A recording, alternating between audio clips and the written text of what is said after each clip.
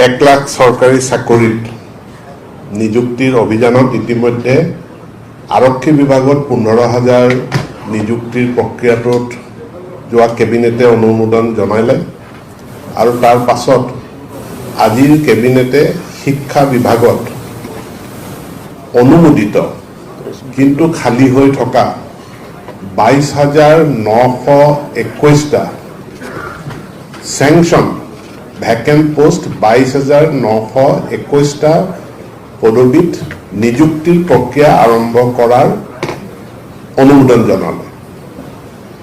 এই 22,921টা অনুমোদিত খালী পদ তাৰে ভিতৰত 10,000 পদ আছে প্ৰাথমিক শিক্ষা বা এলিমেণ্টাৰী এডুকেশ্যনত আৰু 12,921টা পদ হ'ব সেকেন্ডাৰী বা মাধ্যমিক শিক্ষাত। প্ৰাথমিকৰ যি 10,000 পদ আছে সেই 10,000 খালী পদৰ ভিতৰত নিম্ন প্ৰাথমিকত হ'ব 7,242টা খালী পদ। পুনৰ কৈছোঁ, নিম্ন প্ৰাথমিকত লোৱাৰ প্ৰাইমেৰীত 7,242টা আৰু উচ্চ প্ৰাথমিকত 2,758টা পদত নিযুক্তি প্ৰক্ৰিয়া আৰম্ভ হ'ব।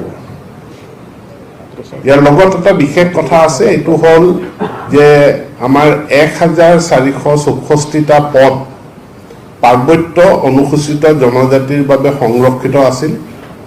এই পদকেইটাত ইয়াৰ আগতে অনুষ্ঠিত হোৱা নিযুক্তিৰ প্ৰক্ৰিয়াত কোনো প্ৰাৰ্থী ওলোৱা নাছিল।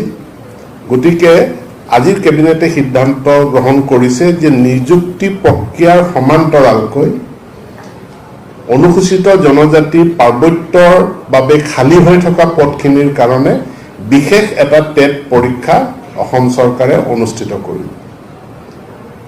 পাৰ্বত্য জনজাতিৰ কাৰণে এই বিশেষ টেট পৰীক্ষাৰ উপৰিও বড়ো মাধ্যম, গাৰো মাধ্যম আৰু মণিপুৰী মাধ্যমৰ কাৰণেও বিশেষ টেট পৰীক্ষা অসম চৰকাৰে অনুষ্ঠিত কৰিব। এতেকে খুব সোনকালে অহা 1 ছেপ্টেম্বৰৰ পৰা এই 22,921টা শিক্ষা বিভাগৰ পদ পূৰণ কৰাৰ প্ৰক্ৰিয়া, ইয়াৰ বিজ্ঞাপন প্ৰকাশকে ধৰি সকলোখিনি প্ৰক্ৰিয়া খুব 1 ছেপ্টেম্বৰৰ পৰাই আৰম্ভ হৈ যাব। কি ক'লে? গোটেইখিনি টিচাৰ আৰু যিখিনি ছেকেণ্ডেৰীত যি আমাৰ 12,921টা আছে এইখিনি হ'ল post graduate teacher, graduate teacher আৰু ডেমনষ্ট্ৰেটৰ।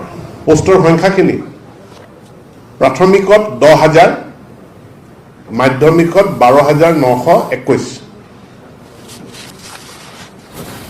প্ৰাথমিকৰ 10,000ৰ ভিতৰত নিম্ন প্ৰাথমিকত 7,242 আৰু উচ্চ প্ৰাথমিকত 2,758।